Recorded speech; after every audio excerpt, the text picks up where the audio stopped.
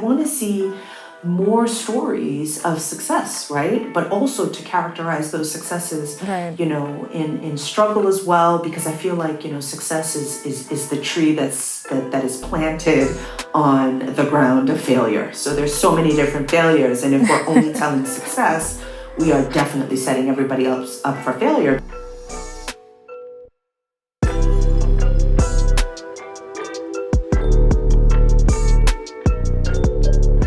Hello and welcome to the AOU podcast, Entrepreneur Leadership in Africa, where we explore more on being a bold entrepreneur leader. I'm your host, Savannah Olo, and today I have with me Aishetu Fatima. Aisha, for short, is founder and CEO of Bossy Beauty with a background in global finance. She has an extensive rapport building some of the largest financial institutions we may know of. Goldman Sachs, Morgan Stanley, Lehman, just to mention a few. Today we tackle what you need as an entrepreneur to transform your passion into a profitable business. Do you know what makes you happy? What about what makes you angry? Well, join us as Aisha shares her experiences transitioning from the corporate into the entrepreneurial space, and know it all as we uncover a whole new world from our diverse community of entrepreneurial leaders. Ladies and gentlemen, join me in welcoming Aishetu Fatima. So Aisha, thank you so much for joining us today. Please tell us where you are, and we'll start off with an icebreaker for the episode. Okay, great. Well, I am physically in Palo Alto, California. All right.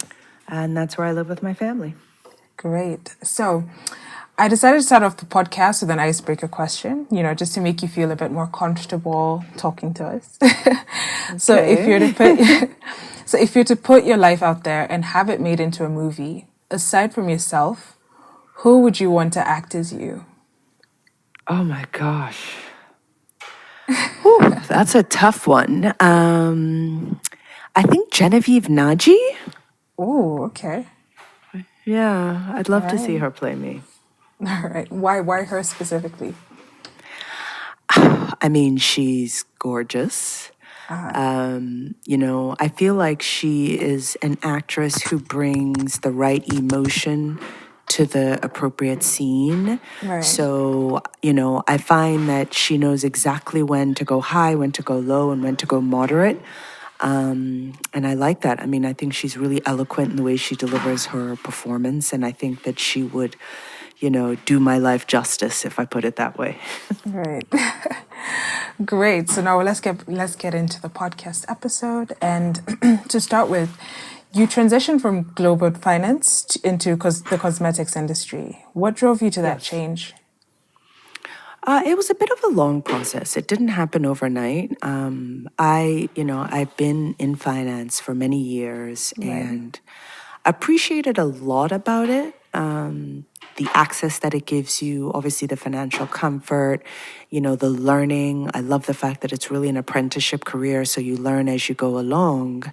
But I wouldn't say that it was ever my passion, but it was something that I, enjoyed and I was good at. But I think that, having done it for quite a while, and also as I got more senior, had less time to do the things that I was really passionate about.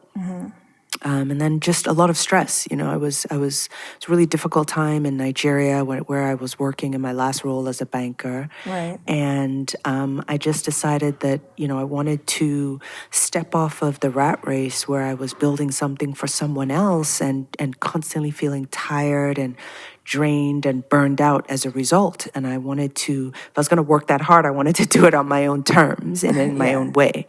And so I didn't have an answer when I left, to be honest with you. I hadn't initially thought that I would leave banking to start a beauty company. I think that was the furthest thing from my mind, to be honest. Right. But I did know that it was going to be something that I truly, truly enjoyed. And so it was a bit of a process of discovery. I did this fellowship at Stanford. I took a whole year to really reflect on, to kind of deconstruct who I am, unlearn a lot of bad habits, unlearn a lot of notions that I assumed to be true, and then relearn a lot of things. And it was really amazing to be in an environment with really young people who don't carry the baggage that I've had to carry over the last couple of decades of being a worker, to being in an environment with people who have fresh ideas and see the world really differently. It was beautiful for me. So I would say it was a process, and I approached starting a cosmetics company really as a consumer, because I think that the best brands are created and driven by people who are the consumer, who are the use case, and who are the ideal customer profile. And so, yeah, that's kind of how I came to deciding that I wanted to sit at the intersection of my passion and my purpose. And I really wanted to work with ambitious working women. I wanted to create a product for them. And then in the process of just figuring out what that meant, I realized that, the actual widget that you create may not actually be your brand. It could be the way you deliver your brand message. And Right. so in many cases, I look at, we do sell a beauty product, clearly, or several beauty products, but what we are selling is women empowerment. We are selling, the fact that we want to support women's journeys as they level up in their own careers or with their businesses. And we want to be a part of that journey. And I just felt like a beauty product was a really intimate way to establish that relationship with her. Right. So a lot of people talk about solving a problem, but not every problem is worth solving. What was your startup process like when you were starting Bossy Beauty? And what did you identify in the industry that you knew you could do your best to solve? Well, I think this notion of a business always having to solve a problem is one that I'm still unpacking. Because if you think about it, Right. so look at a company like Nike and Adidas. They make sneakers. I mean, they make sports clothing, etc. Let's just focus on their sneakers that they started with. Lots of people make sneakers, right? Are they really Right. creating a marginally different sneaker? I don't know, right? And to some enthusiasts, there might be. But their approach to the way they do things is incredibly different. Right. And so when I think about what we are doing, we are making beauty products, but I think that we don't make them differently. I think that the way we approach a woman's beauty process is different. And so when I think about the process, are women short of lipsticks to buy? No. Are there beauty companies that are really communicating with working women about the intersection between beauty and work? No. And that was the insight that I was trying to get into, which is, I think that beauty companies today, particularly cosmetics companies, take a very superficial approach to marketing and selling products to women. And my view is that a woman is so multifaceted, so multi-layered.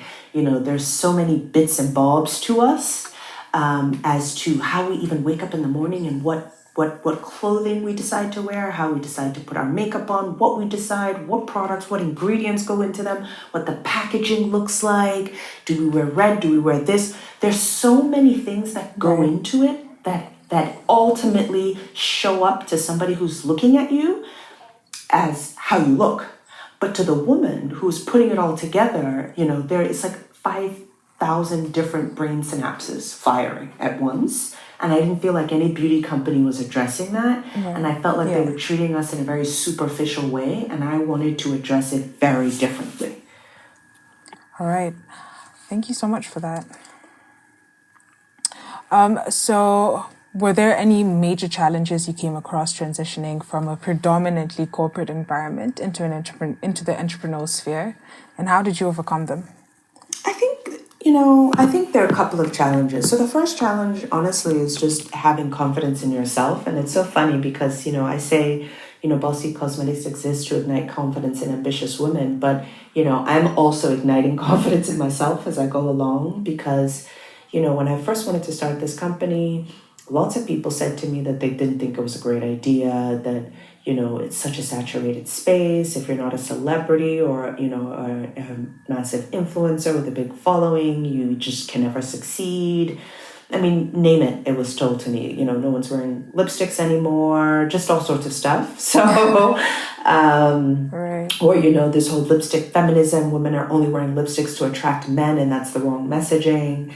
And so there was a lot of, very few people thought it made any sense what I was trying to do. And, to be honest, that's the kind of thing that really excites me when people don't get what I'm trying to do. And it challenges me to, be a lot more succinct in my brand voice, in my delivery, and how we show up as a brand, because, hopefully we will get it right where people will see us and very quickly understand the differentiation. And so I saw that as, okay, clearly I'm not articulating this well. I'm not articulating who the ideal customer is and what the brand ethos is. And so it was a challenge to me to dig deeper, to talk to the customer more, to really understand her way of thinking, understand what she has and what she doesn't have, what she's lacking, and to what extent a beauty company can start to fill those gaps. Right. Okay. All right. So you're also the founder of HERstory. Why do you think it's important to share these stories? Oh, I mean, gosh, many people say you can't be what you can't see. And to a large extent, I agree with that. I think it's so, when I look at someone like Oprah, I know that I can be, bigger than I could ever dream of, right? Oprah has shown me that, I put ceilings above my own head, less so other people who put ceilings on me, right? And so I do think it's super important, particularly for Black women, to see a very pervasive assumption around success that looks like us. But I think that someone like Oprah, someone like myself, being a success is not only something that appeals to other Black women. It appeals to women of color, it appeals to white women, it appeals to women in general, it appeals to men. One of the things that was most amazing for me to observe when we did African HERstory was, somewhere between 30 to 40% of our videos were watched by men, and they loved it. And so I think that, when we talk about women's empowerment, we have to make sure we don't get into these sort of feminist echo chambers where we're only speaking to ourselves. Because, I do think that there's, a very strong case for spaces where women are speaking only to themselves. But I think that, to advance the movement in a way that is, really, really massive groundswell that really starts to move the needle on inequality, we need to have men at the table, and we need to have men listen to the stories of successful women, but not only listen to their successes, but listen to their failures, listen to their challenges. I think it's so important. And by the way, it's also important for women to listen to that as well. So I feel like we shouldn't be talking at each other. We should be speaking with one another. We should be communicating. It's so interesting to hear different people's perspectives, male and female, because just because you're a woman doesn't mean you feel one way and we all feel the same way, right? There's so many different ways to be, and it doesn't always, align on gender lines. So I think that it's so important for there to be stories of success of all types of people. And so I want to be able to, hold on to stories of a really amazing Latina woman, or, a really amazing Native American man, or, a really amazing Chinese American woman. Like, I want to see more stories of success, right? But also to characterize those successes, in struggle as well, because I feel like, success is the tree that is planted on the ground of failure. So there's so many different failures, and if we're only telling success, we are definitely setting everybody else up for failure, because I can tell you in the short time I've been running my business, I fail multiple times a week. Right? And the goal is to just fail fast and keep moving, and not let failure keep you down. This podcast is brought to you by Venture by AOU, a free course for entrepreneurs. Do you want to know how to overcome entrepreneurial challenges from real life experiences? Well, Venture is an online course designed for young and aspiring entrepreneurs. It features more than 10 AOU entrepreneur leaders who will guide and inspire young entrepreneurs. You can find Venture on venture.aoueducation.com. Once again, venture.aoueducation.com.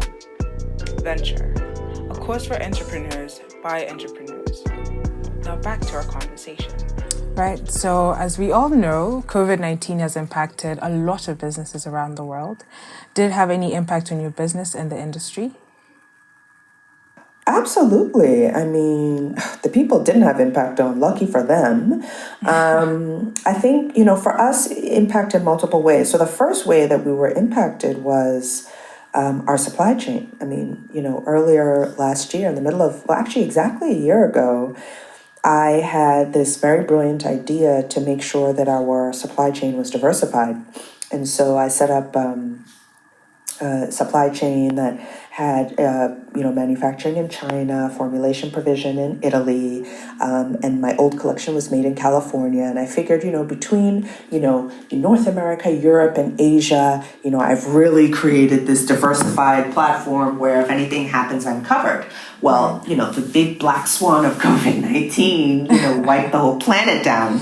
And so there was no level of diversification that could have gotten around that. So It was certainly a struggle in the beginning because we were, thankfully running out of inventory, but we didn't have a new collection to launch.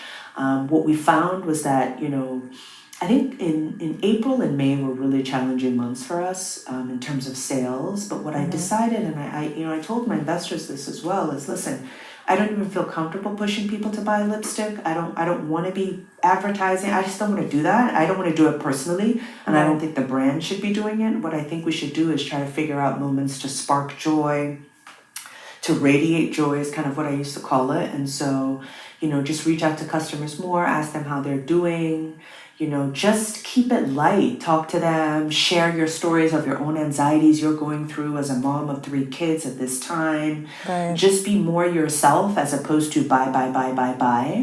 And so that was my perspective. And I like that we're the community that we're building because I've always said that we are really a women's empowerment mission-driven brand first before we are a product company.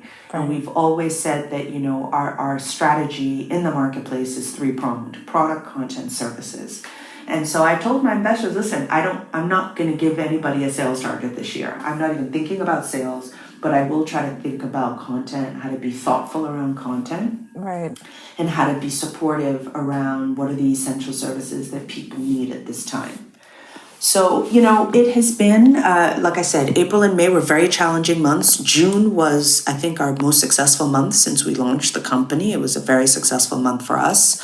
And July was a better month. So, it's kind of been on the up, and we're hoping it continues to be on the up. In the middle of all this time, our one of our 3 collections from Italy finally made its way to the U.S. shores. So we launched that last month, and got really great support from our customers and new customers. So that's been great. That's been great. So we are, like I said, sparking joy. You'll be surprised the number of customers who have DM'd me pictures, saying, I was feeling really down today, Aisha. I put on this red lipstick, felt great. At some point in the middle of this, we decided to do kind of a giveaway to healthcare workers. So we gave away a lot of lipsticks to healthcare workers just, again, to spark joy. We had a surgeon who told us she loves wearing red lipstick underneath her mask when she's in surgery. So, I often tell when people, try to make it seem like cosmetics is it's a very frivolous purchase. I'm like, you don't understand women who wear cosmetics, or even men who wear cosmetics, if you think that. So essentially, from what I'm hearing you say, is that you really focused on the after sales or the after service from people or your what do we call it? Your customer base, and really focused on how they feel about your product. Have you been able to collect data from that and see what people actually like, what they engage with more, and aside from the usual pushing for sales, marketing for this particular product, have you seen what your customers really enjoy about your products? Oh, absolutely. So, one of the most beautiful things about being a direct-to-consumer brand is that, you have very direct interaction with your customers. And so Right. either customers will tell you, they write reviews, either on social media or on your website directly. Mm-hmm. So we've been very fortunate in that regard with strong reviews of the website, of the products, and then customers tell us the good thing about, again, being a small company is that if you DM me on Instagram, I will respond. And there have been a lot of customers who've said, look, I'm this complexion, I'm looking for a nude, what do you think? Or trying out this, trying out that. So it's really cool to be able to just establish, direct contact with your customers, and they will ask you questions. So Right. they've been very open and communicative with us over this period. Wow, that's amazing. So, Yeah, yeah, yeah. so speaking about turning your passion into purpose, can you share with our listeners how they can define their passion and turn it into a purpose? Well, I think that I'll tell you the way I did it. Right. So the first thing is you have to separate the two. Mm-hmm. And this is why I call it an intersection as opposed to overlap. Because your passion and your purpose could be completely different things. What you need to figure out is how do you get them to come together. Right. So over my career and just my life and so many things that have gone on, I have really felt like I want to do something with women who are ambitious, who are looking for success, who are, struggling with a lot of things I've struggled with, getting confidence, imposter syndrome, but, kind of showing up and getting that promotion, thinking about empowerment in terms of economic empowerment, right? I'm super, super passionate about women having their own money. I'm really passionate about, equal pay. I'm passionate about so many things that have to do with women.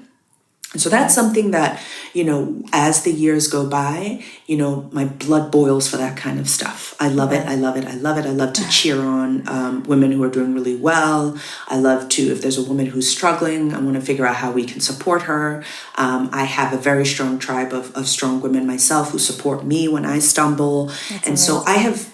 I have come to see and really, honed in on that from when I did African Her Story, when I realized that actually I've kind of picked into something that I super enjoy and that other people appreciate. So that's when I started to know, okay, this is my purpose. My purpose is to do something around this. Right. But I didn't know what that was.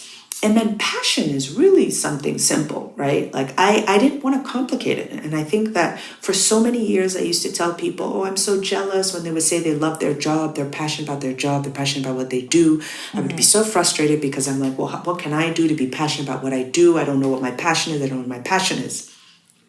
And I think I had built up what a passion is in this very glorified way that it's, God is going to come from the sky and announce to me, your passion is. And it doesn't work that way. It's literally getting to very intimate with yourself and trying to figure out what are the things that either really get me super, super giddy and excited, or what are the things that make me super angry.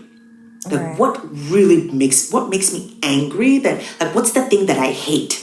Right? And I knew that I hated injustice. Injustice was something that I really, really hated, right? And what I really, really loved at the most primal part of it was color. I mean, I'm sitting in my office right now. It is the most colorful space in my home. I just love pops and pops and pops of color. I love art. I'm an art collector. All my art on my walls are super, super colorful. And so you might be like, okay, well, what does that have to do with anything, right? But then I started to say, Right. if you love being immersed and surrounded in color, what can you do that will be in your passion with color that intersects with your purpose? That's literally how this started. I was like, okay, well, what allows me to do lots of color? And I was like, well, artwork, but I'm not a painter. I'm not an artist. I'm terrible at that. And literally I thought, makeup. I love makeup. I love lipstick. I love color. And I can play around with color in makeup. That's literally how, and then I started it off as an experiment. I mean, Bossy Right. Cosmetics literally started as a let's just try this, right? This is See a how it design goes. thinking. Let's see how it goes. Still Yeah. thinking that when I'm done with my fellowship, I'm going to have to go get that job anyway, right? Because this is just Right. like fun. And lo and behold, almost 2 years later, or 18 months later, I'm running a business now that is no longer a side hustle. Wow, that's remarkable. So how would you assess the relevance of your education? You know, the Harvard, Stanford, your background in global finance, and your networks from your corporate world in helping you to find your business? Well, I mean, for me, it's everything, every single dot connects when I look backwards. Right. But looking forward, do you need all these things to be where I am today? No, for sure. I can tell anybody that for sure. Does Right. that mean that I regret all the steps that I took? Absolutely not. So, my networks are very broad and very deep, as you said, as a result of the privilege that I have been afforded to have access to some of these educational institutions and, some of these, financial institutions that I've been, blessed to work at. So yeah, and I take advantage of all of those privileges, and I hope that I, represent them very well, and that I don't, use them to do harm or anything like that. And Right. I'm in everything you do, you're learning. And so, yeah, okay, one goes to Harvard, but that doesn't make you an expert in a lot of things, right? It's the actual work. Just because I went to Harvard doesn't mean that I'm an expert in cosmetics. Like, that is actually, experts in cosmetics are chemists.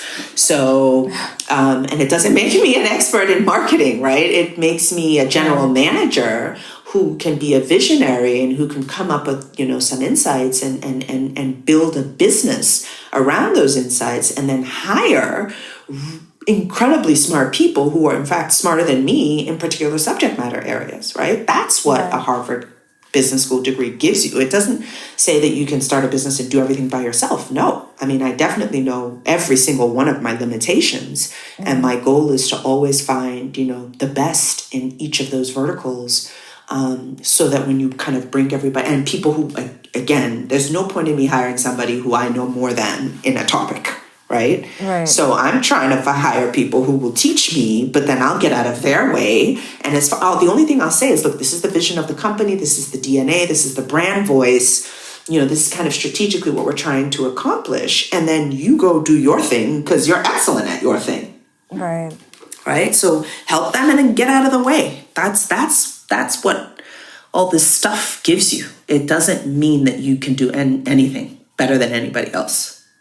Right. So speaking of hiring people, tell me about your team. How have you been able to build a synergy, for lack of a better word? How have you been able to build that chemistry to have everybody align with your vision? So it's interesting. I'm also learning what my vision is. Right. And so I can tell you that from the day I decided to start this company to today, the business has changed so much. Right. And that's the thing about when you are an employee of a startup, you need to be prepared for a lot of things to change very quickly. Right.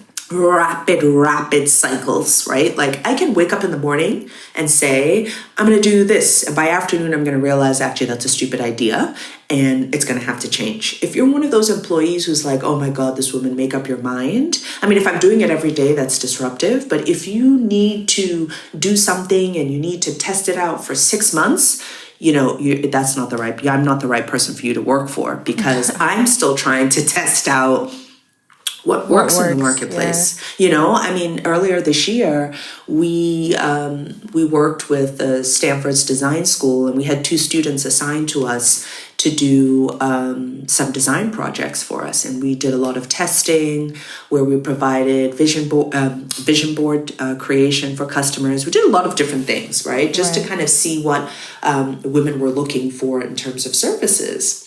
And, if you were somebody who, just can't stand these random ideas coming out of nowhere, this is definitely not the business for you, because that's the stuff I love. Because even if I test this vision board idea and nobody thinks it's a good idea, I will learn so much from just the discussion with customers, right? And the process of creating it, I will learn a lot. And in the end, we decided not to carry on with the vision boarding, but I learned so much while doing it. And so I look for people who are always curious, that have that sort of, they balance that intellectual rigor with, really appreciating data. I'm just a data person. I want to see the numbers. And the numbers I don't always do exactly what the numbers say, but they give me a very strong sense of, okay, because the numbers don't lie. So it's actually like a really good guide, yeah.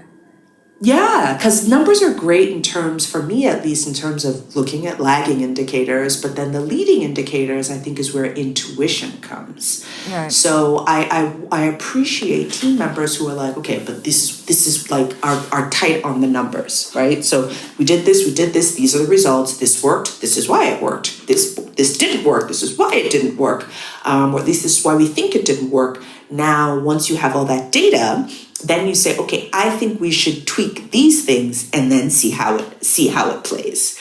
So if you are intellectually rigorous, if you are curious, if you obviously love the customer, I mean, if you love the customer, if you love design, I like people who are maniacal about details. My product designer she's just everything. I love her. She's so detail oriented. It's beautiful. We work so well together. Our suppliers are just top notch. They get what we're trying to accomplish, and that we're a small brand, but our goal is to be global. So they're on that journey with us. And so, yeah, I look for people who believe in me, right? I mean, last summer I was in Europe scouting out labs and supply partners, and I wanted to play with the big boys, but, I don't have big boy money. And so a lot of the people were like, yeah, you're too small. And that's fine. But some people were like, we like you. All right, let's try. So, I appreciate, and I will be committed to people like that. And, and hopefully we will grow together. So, yeah, I look for people who believe in the story, believe in the brand, maniacal about design and detail, love the customer, and, are energetic. Because it takes a lot of energy to run a tiny business. Right. Yeah. Well, thank you so much, Aisha, for being vulnerable and very honest about your processes and your experience in the industry. It's also great to hear how you've transitioned from the corporate industry into cosmetics and, your journey through that. I mean, it's not A to Z exactly, but it's really great that we're able to pick a few gems and knots from here to there. So thank you so much for being with us today. Oh, thank you. Thank you guys for inviting me onto your podcast. I can't wait for it to come out and to hear it. And I really do appreciate it. Right. Great. Thanks. And that was Aisha, global financier turned entrepreneur and never looking back. Thank you so much for listening to today's episode. You can find us on Spotify, Anchor, and Apple Podcasts for exclusive access to all the gems of knowledge we drop here. Remember to subscribe to this podcast on your preferred platform. This is the AOU podcast, Entrepreneurial Leadership in Africa, real stories, real experiences.